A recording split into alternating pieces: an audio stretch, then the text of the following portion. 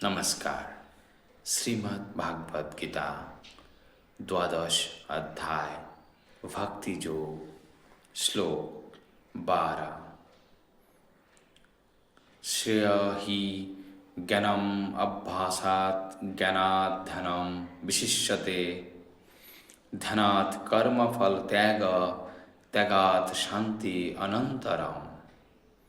श्रेय अर्थात श्रेष्ठ, ही निश्चय ही, ज्ञानम अर्थात ज्ञान, अभ्यासात अर्थात अभ्यास से, ज्ञानात अर्थात ज्ञान से, धनम ध्यान, विशिष्यते विशिष्ट समझा जाता है, ज्ञानात ध्यान से, ध्यानात ध्यान से, कर्म फल त्याग समस्त कर्मों के फलों का परित्याग, त्यागात ऐसे त्याग से, शांति शांति, अनंतरम अर्थात तत्पश्चात।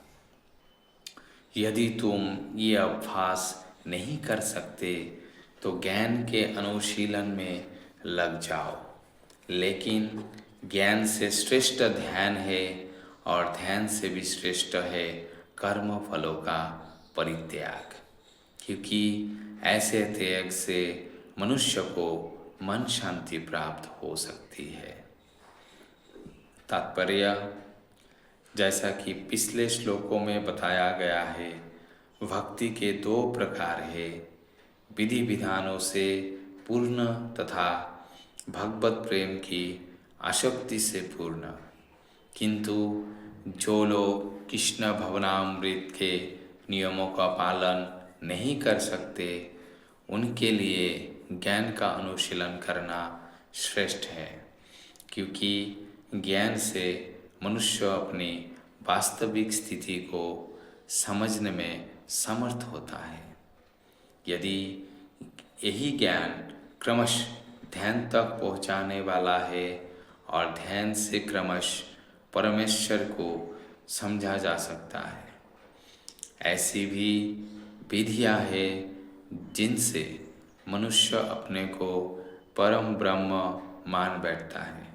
और यदि कोई भक्ति करने में असमर्थ है तो ऐसा ध्यान भी अच्छा है। यदि कोई इस प्रकार से ध्यान नहीं कर सकता तो वैदिक साहित्य में ब्राह्मणों, क्षत्रिय, वैश्यों तथा शूद्रों के लिए कतिपय कर्तव्य का आदेश है, जिसे हम भगवद गीता के अंतिम अभ्यास में देखेंगे।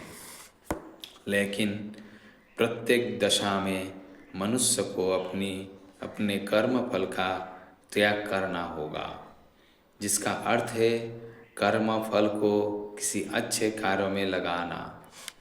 संक्षेपत सर्वोच्च लक्ष्य भगवान तक पहुँचने की दो विधियाँ हैं।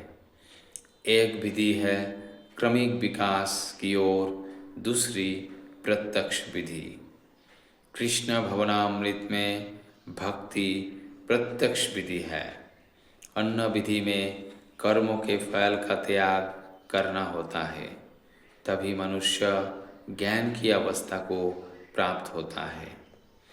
उसके बाद ध्यान की अवस्था तथा फिर परमात्मा के बोध की अवस्था और अंत में भगवान को अवस्था आ जाती थी है। मनुष्य चाहे तो एक एक पग करके आगे बढ़ने की विधि अपना सकता है या प्रत्यक्ष विधि ग्रहण कर सकता है, लेकिन प्रत्यक्ष विधि हर एक के लिए संभव नहीं है। अतः अप्रत्यक्ष विधि भी अच्छी है, लेकिन यहाँ ये समझ लेना होगा कि अर्जुन के लिए अप्रत्यक्ष विधि नहीं सुझाई गई, क्योंकि वो पहले से परमेश्वर के प्रति प्रेमा भक्ति की अवस्था को प्राप्त था। ये तो उन लोगों के लिए है जो इस अवस्था को प्राप्त नहीं है। उनके लिए तो त्याग, ज्ञान, ध्यान तथा परमात्मा एवं ब्रह्म की अनुमति की क्रमिक विधि ही पालनीय है। लेकिन जहाँ तक भगवत गीता का संबंध है, उसमें उसमें तो प्रत्यक्ष विधि पर ही बल है।